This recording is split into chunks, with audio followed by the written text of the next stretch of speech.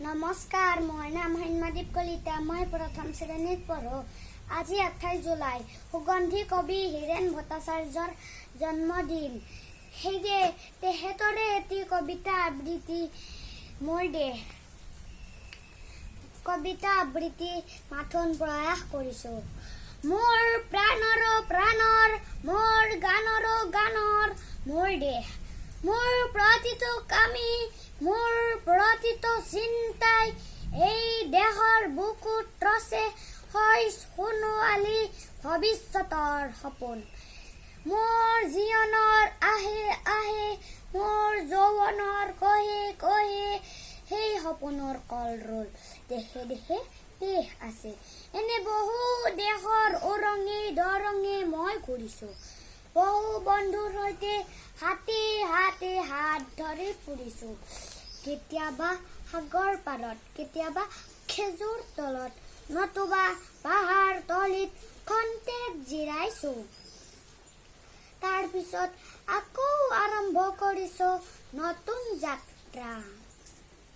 এনে বহু যাত্ৰাৰ শেষ মোৰ দেশ, যাৰ বুকুৰ উমে দিছে ভাল পোৱাৰ আনন্দ, যৌৱনৰ প্ৰাচুৰ্য, এনে জীৱনৰ নতুন অৰ্থ।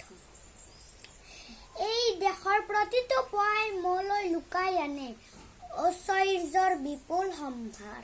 প্ৰতিটো সন্ধ্যাই বৈ আনে স্নিগ্ধ ফুলৰ সুবাস। প্ৰতিটো ঋতুৱে মোক দি যায় জীৱনৰ আশীৰ্বাদ। এই দেশৰ বাবেই মই জীয়াই আছো, এই দেশৰ বাবেই মই জীয়াই থাকিবলৈ মৰণ পণ কৰিছো। ৰনোৱা বনোৱা হালোৱা এই সকলোৰে মাজত মই আছো। মোৰ দেশৰ বাবে অনৈক্যৰ মাজত ঐক্য হৈ, বিৰোধৰ মাজত সংহতিৰ সম্ভাৱনা হৈ মই আছো। জীৱনে মৰণে শয়নে সপোনে এই দেশৰ আহ্বান মই শুনিছো। শত্ৰু মিত্ৰ সকলোকে মই চিনিছো, সিহঁতৰ অন্তৰ মই বিশ্বাসেৰে জিনিছো। শান্তিৰ চৰাইজুৰিক আজলি ভৰাই মই দিছো, ভঁৰালৰ এমুঠি ধান, পৰাণৰ একোটি গান, আৰু তো মোৰ একো নাই মোৰ দেশ। মোৰ কল্লোলিত সপোনৰ উত্তাল তৰংগই মোক লৈ যায় গভীৰৰ পৰা গভীৰতলৈ, আদৰ্শৰ কঠিন পৰ্বতমূললৈ। ধন্যবাদ।